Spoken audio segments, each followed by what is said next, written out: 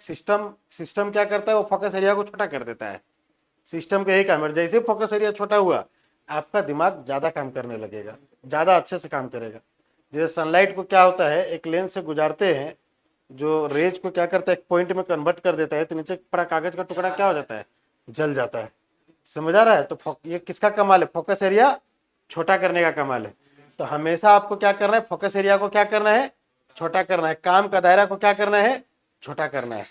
काम का दायरा आपका छोटा रहेगा, आपको सक्सेस आसानी से मिलेगा। काम का दायरा बड़ा रहेगा, आपको सक्सेस आसानी से नहीं मिलेगा। अमिताभ बच्चन का भी क्या था, वो दिवालिया हो गया था एक समय, वो क्या है कि एक्टिंग छोड़ के और भी काम करने लगा था, और फिर बाद में फिर वो बैक किया, फिर वो ऊपर उठा। दिवालिया हो गया तो उसमें क्या, उसका इंटरेस्ट पॉलिटिक्स में जाने लगा था, बिजनेस में जाने लगा था। अब 75 तरह का चीज करेगा तो फिर एक्टिंग वो अच्छा कर पाएगा क्या? नहीं। गोविंदा का कैरियर खराब हो गया फिल्म इंडस्ट्री में, वो राजनीति ज्वाइन कर लिया और कुछ कुछ कर लिया। शत्रुघ्न सिन्हा भी राजनीति ज्वाइन कर लिया, आज देखो फिल्म इंडस्ट्री में है क्या वो? तो वो जो भी एक पॉइंट से हटा है उसका नामो निशान क्या है, मिटा है। अब बहुतों का क्या है कि मान लो एक से अधिक में फिर भी नाम बचा हुआ है। जैसे धीरू भाई अंबानी देखे आप, 75 तरह का काम करता है, आज भी मार्केट में बरकरार, वो भी टॉप में है। एलन मस्क को देखे, वो भी एक से अधिक काम कर रहा है, फिर भी मार्केट में बना हुआ है। तो आप बोलोगे सर वहां कैसे हो रहा है ऐसा कि वो एक से अधिक कर रहा है फिर भी कैसे वो टॉप में है? तो ध्यान रखना, फोकस एरिया छोटा ये मेन चीज है, लेकिन इससे भी ज्यादा मेन चीज क्या है मालूम, क्वालिटी। क्योंकि आप जब फोकस एरिया छोटा करते हैं तो आप क्या है कि अच्छा क्वालिटी देने लगते हैं, ठीक है। लेकिन सिर्फ फोकस एरिया छोटा ही रहने से अच्छा क्वालिटी आप दे, अच्छा क्वालिटी सिर्फ फोकस एरिया छोटा पर डिपेंड नहीं करता है। अच्छा क्वालिटी के लिए और भी फैक्टर काम करता है, उसमें से फोकस एरिया छोटा एक फैक्टर हो गया।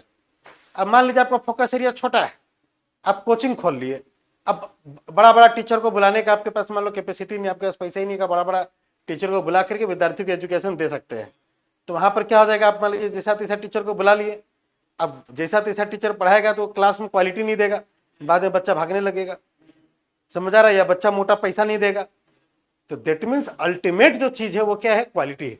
आज मुकेश अंबानी मान लो एक से अधिक काम करके क्या है, टॉप में है, क्योंकि उसके पास बैकअप है उसके पिताजी का, धीरू भाई अंबानी का, उसका ढेर सारा छोड़ा हुआ पैसा का।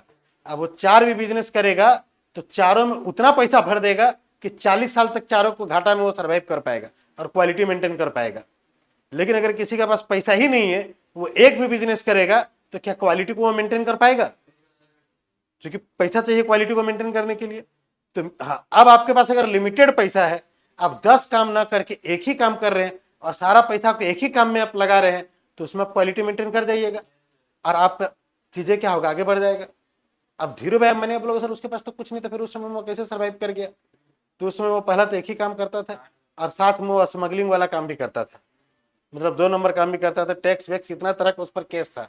तो आजकल 2 नंबर वाला काम में क्या है कि उसमें वो डायरेक्ट पैसा आता है, उसमें ज्यादा माथापच्ची नहीं होते। 2 नंबर काम में मतलब आप क्या रहता है कि आदमी को मान लो आप बेचेंगे, अफीम बेचेंगे या आप सोना चोरी करेंगे तो आपके पास सनाप सनाप पैसा आएगा ही, या आप मान लो वेश्यावृत्ति वाला धंधा स्टार्ट करेंगे तो आपके पास पैसा आएगा ही, या आप मान लो दारू वाला धंधा स्टार्ट करेंगे तो पैसा आएगा ही। तो जहां आप इलीगल एक्टिविटी में करते हैं वहां आपके पास पैसा आएगा, लेकिन वहां पर लाइफ को रिस्क है, जेल भी जा सकते हैं कल को। समझ आ रहा है? तो दैट मीन्स क्या है, मेन हमारा क्या है, फोकस एरिया छोटा या क्वालिटी, दोनों में मेन क्या है? हाँ, मेन है क्वालिटी। अब मान लो यहाँ का इंस्टीट्यूट का मालिक कहीं चोरी भी करता होगा तो उससे आपको क्या मतलब? आपको यहाँ पर क्वालिटी मिल रहा है कि नहीं, आपको इससे मतलब है। समझ आ रहा है? तो मेन क्या हो गया, अब उसका फोकस एरिया छोटा है या बड़ा है, इससे आपको कोई लेना देना है? वो 75 काम करता है, एक तो सिर्फ इंस्टीट्यूट चलाते हैं, इससे कोई लेना देना है?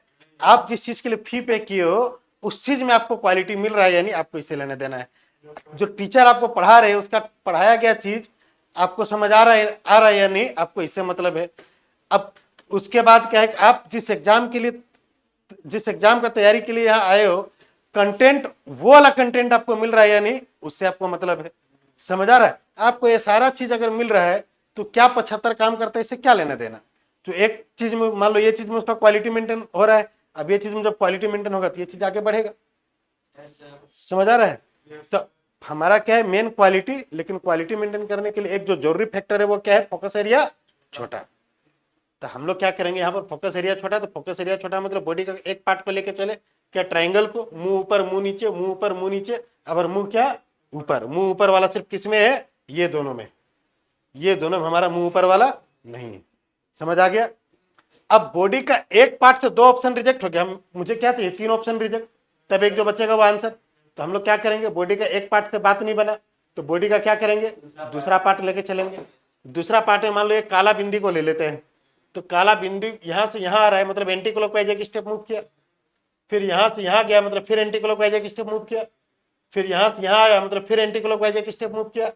तब इसके बाद वाले स्टेप में क्या होगा, एंटी क्लॉकवाइज एक स्टेप मूव करेगा तो कहां आ जाएगा काला बिंदी, नीचे आ जाएगा। क्या नीचे है यहाँ नीचे है नहीं है, तो हमारा राइट आंसर क्या ऑप्शन है, देखो ये बन गया IAS 2015 का क्वेश्चन।